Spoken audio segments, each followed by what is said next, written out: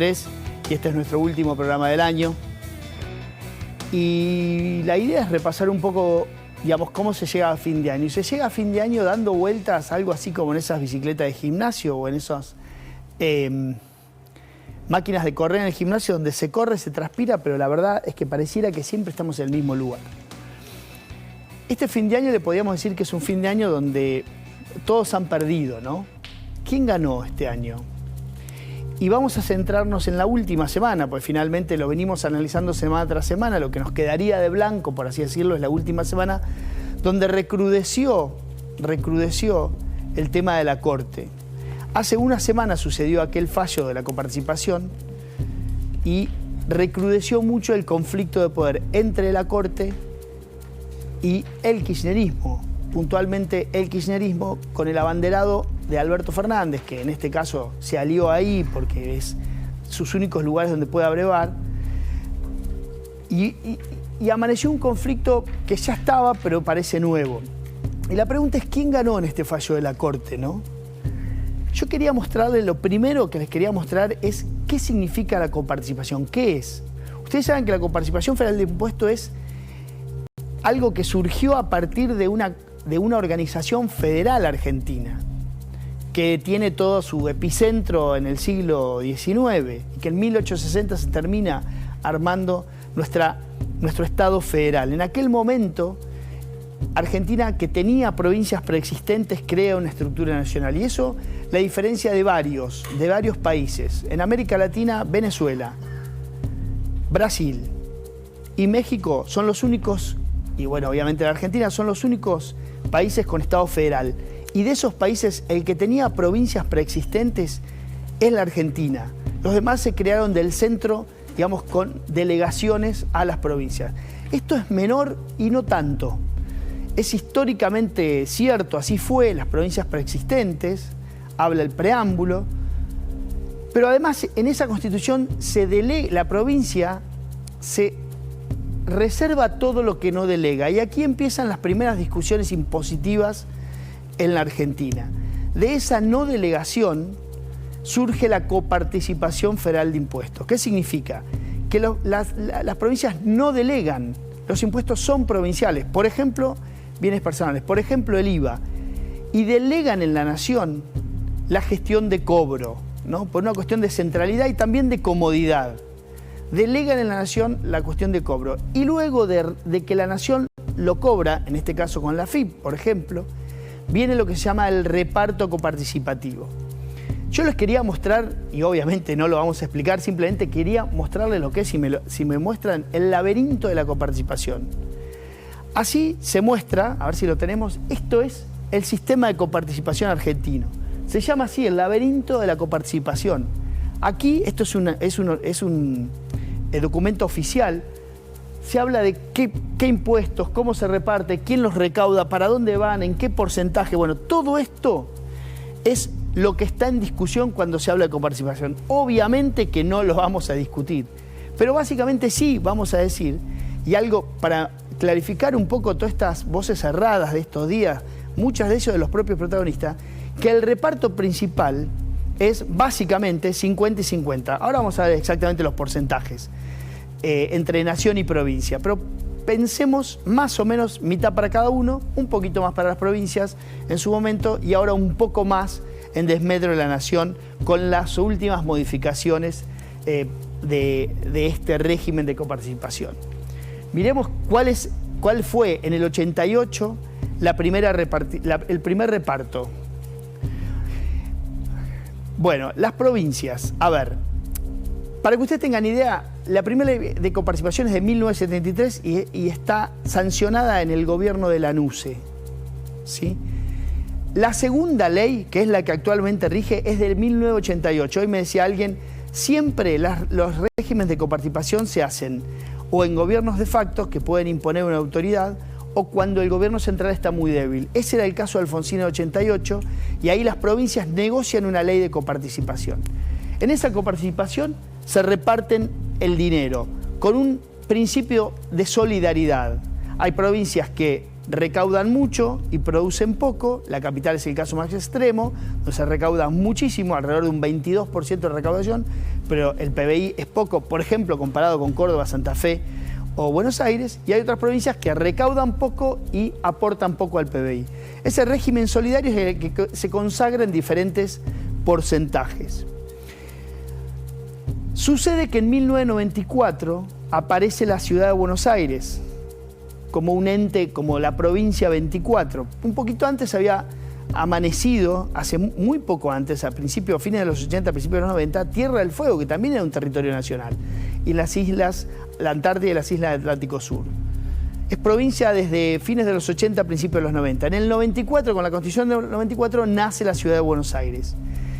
Y en esa Constitución se establece que en los 2 años siguientes se iba a sancionar una nueva ley de coparticipación para establecer los nuevos, obviamente, nuevos porcentajes e incorporar a la ciudad de Buenos Aires, a Cava, como la provincia 24.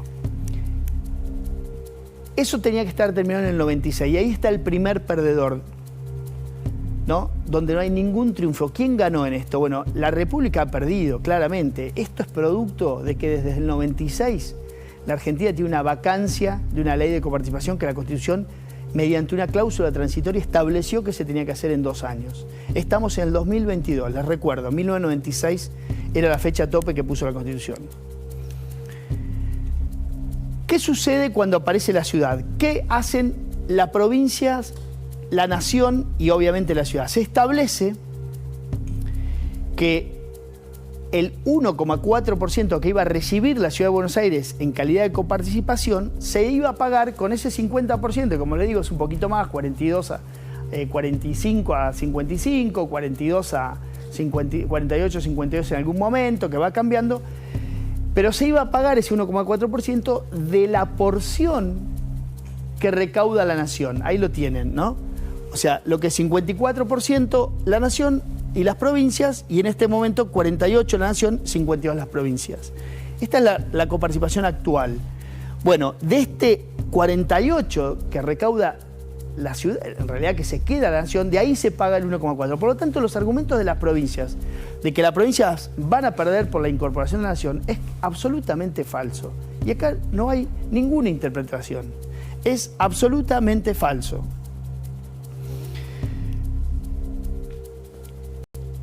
Con el tiempo y con la llegada de Macri, la ciudad efectivamente negocian en un acuerdo bastante discutido, muy discutido, que la coparticipación de la ciudad iba a pasar al 3,75 y que ese monto no se lo iban a sacar a las provincias, sino que también lo iba a pagar la nación. Convengamos siempre que la ciudad se financia, en realidad no se financia, recibe los fondos de la porción de la nación. Ninguna provincia perdió, porque ningún gobernador va a volver a su provincia a decir, sí, efectivamente, me bajaron mi porcentaje.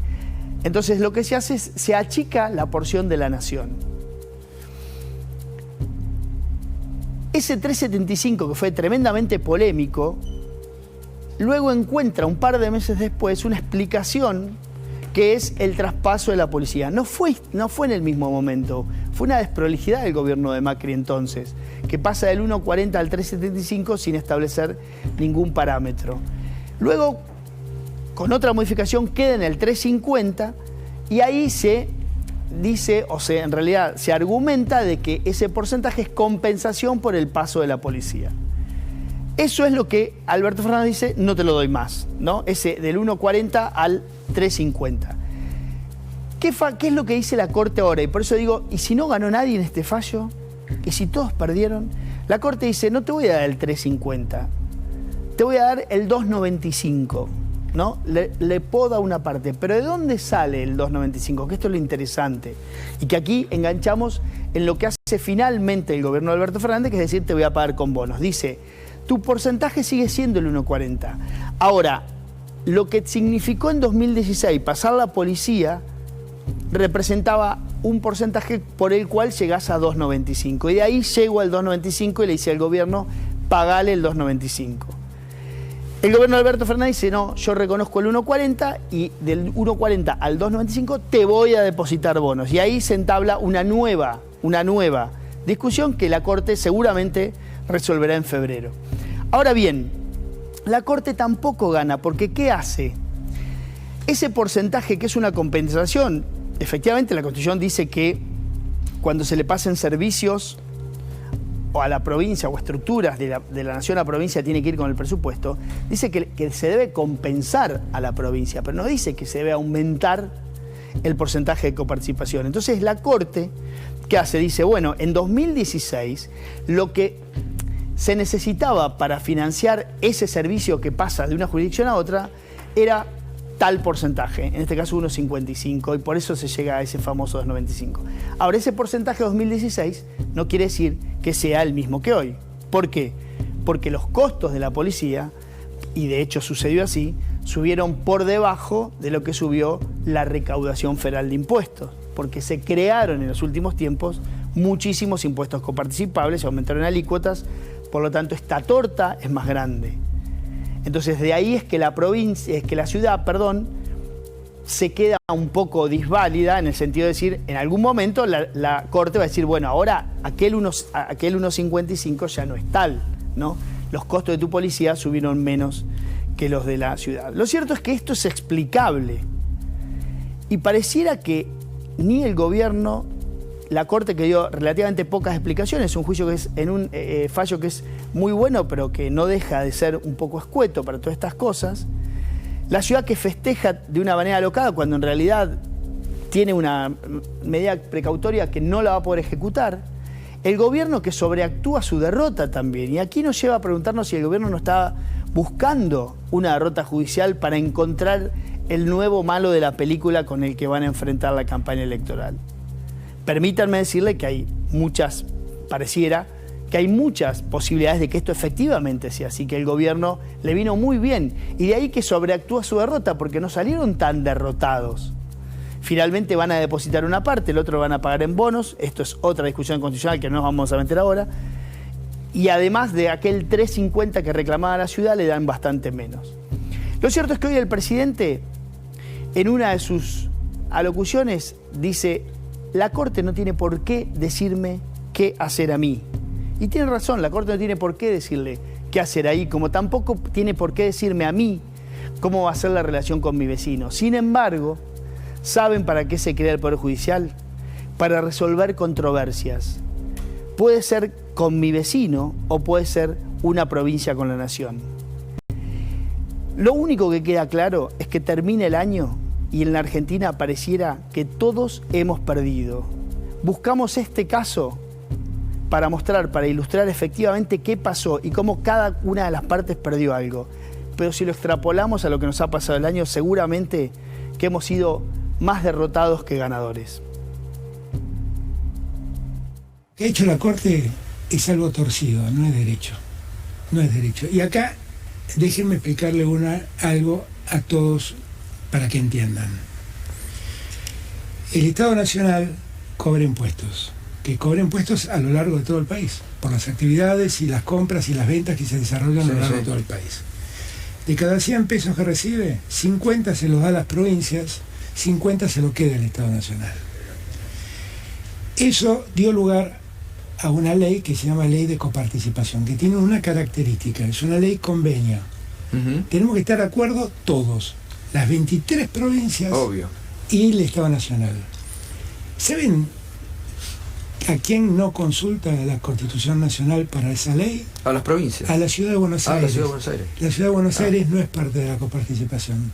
No está en la Ley de Coparticipación. No está, nunca lo estuvo. Ellos se meten permanentemente en otros poderes, con la excusa de que son los que tienen que mantener la calidad institucional y son los que tienen la última palabra sobre las conductas y los actos de gobierno de los otros dos poderes. Yo creo que estamos en un punto donde definitivamente la Corte se extralimitó